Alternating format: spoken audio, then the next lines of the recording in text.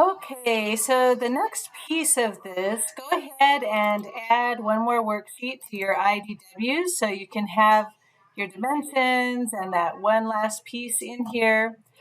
I'm going to go ahead and start up a new assembly. And the very first piece I will start with is the crankshaft. If I can get this crankshaft moving just right, I will use this as a base to connect everything else to. So using the origin and orientations of that assembly, I'm going to go ahead and take this x-axis and constrain the x-axis of the assembly to the main bearing journal. So again, if you hover over the curved surface, you'll get the entire axis, versus if you hover over an edge, you just get the center point. So you're going to make sure that you're hovering over that entire axis.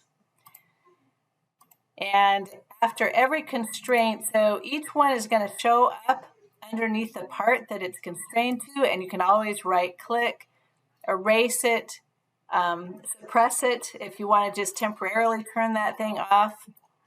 But go ahead and move it around, and depending on the orientation, so it might not show up as what it's constrained to unless you change that viewing angle. Okay, so right now it has one constraint. It's sliding back and forth on the x-axis. I'm also going to say view degrees of freedom. So now with just that one constraint, I can move back and forth along the x-axis and I can rotate. I'm going to go ahead and constrain it one more time because all I want this thing to do is to rotate. So the next piece of it, I'm going to go ahead and link the end of my crankshaft to the YZ plane.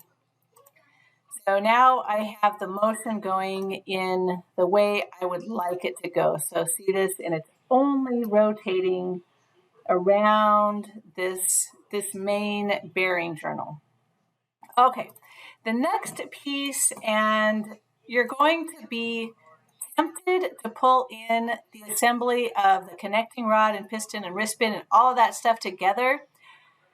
I'm not going to do that. Sometimes if you have an assembly and an assembly, it fights itself.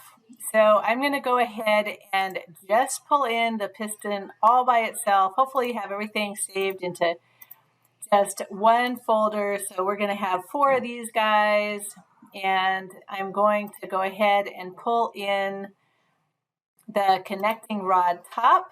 Again, 4 of these, 1, 2, 3, 4.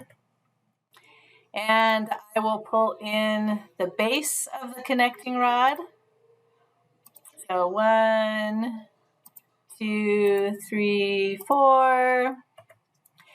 And rather than get this too crazy, I'm not going to put in the wrist pin or all of those little bolts for this one, just to minimize the part count and keep this simple. And okay, you should already have a little bit of experience putting these guys together from before. After assembling this, you'll be really, really good at adding these constraints and assembling things together. So going through each individual connecting rod, making sure that both of the bolts are lined up axis to axis, not center to center. Make sure you're grabbing the full axis and surface to surface, then adding the piston on top. And you don't need the wrist pin in the assembly. We can just use these constraints so that it's moving just like the wrist pin would be in there. Again, trying to keep this as simple as possible for you guys so you can get this animated and working.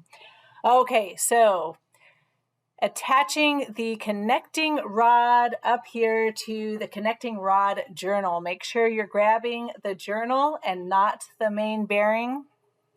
So we're going to get this on here so that it can move when the crankshaft is moving. The tricky part, so as we're rotating this crankshaft, we want the piston to go straight up and down. We're going to do just a straight 4 engine block on top of this thing. And so this was built using kind of the coordinate system of the assembly and the coordinate system of the crankshaft. So if you make those planes visible, you can attach the very top of the piston. The bottom is an ellipse, but the top is a circle. So you can constrain the top of the piston up there. Okay, getting through the rest of this, and I'm going to speed this up so that it's a little bit faster for you guys to watch. By the end of this, you're going to be really good at assemblies and constraining things, and you're also going to be very happy this is a 4-piston engine rather than going all the way up to that V6. If you're up for the challenge, this would be a great semester-long project to finish this up with the valves on top, the camshaft. We can even walk through adding gears, timing belt on the end of this thing. So add most of the main components of this engine. But for this first piece, this will get the point of inventor. So you know how to make parts, you know how to assemble parts together. You can get your IDW up and create a set of working drawings for this thing.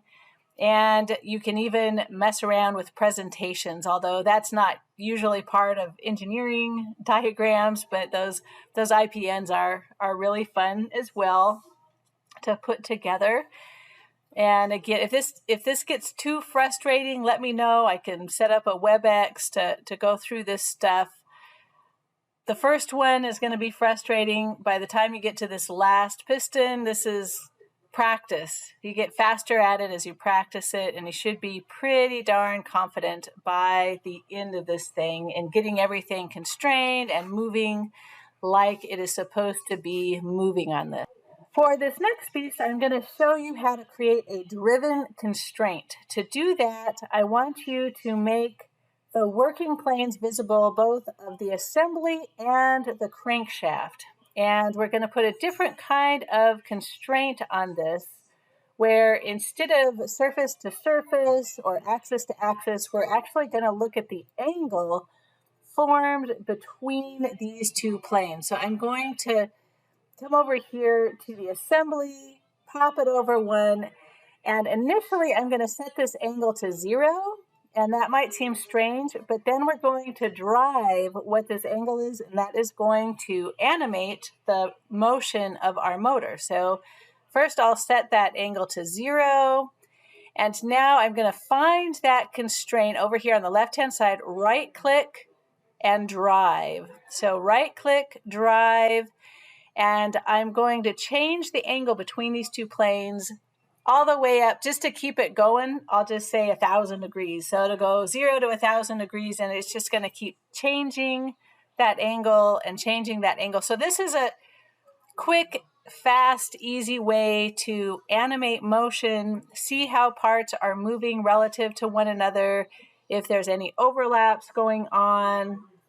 And you're not looking at the forces yet. You can actually get really in depth with this and connect this to finite element analysis and look at the forces rubbing between parts or gears and the force between gears as they're coming together. But for this introductory class, we will end it with just a very simple driven constraint. So play around with this, play around with the visual styles, have some fun with it, finish out your IDW working drawings, and then next up we'll be working on your own project. So find something that'll be fun, that you can make parts and assembly and IDW and maybe even a presentation for.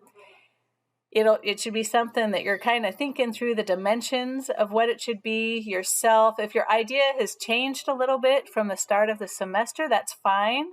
If you want to go back to using AutoCAD instead of Inventor, that is fine as well. So any platform is great to use for your project. I'll have next week everybody post their finalized project idea in the discussion forum just to kind of think it through a little bit more. And the rest of the semester will be working on your own project. Okay, so hope this was kind of fun. And let me know if you want to expand this engine for the engine block and some of the valves and a few more parts at the top of it for the rest of the semester, if this is what you would like to finish out for your project.